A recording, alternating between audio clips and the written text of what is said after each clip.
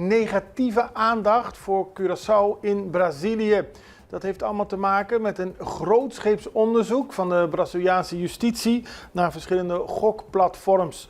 Er zijn verschillende bekende Brazilianen bij betrokken, onder meer de muziekster Gustavo Lima en influencer Deolana Becerra.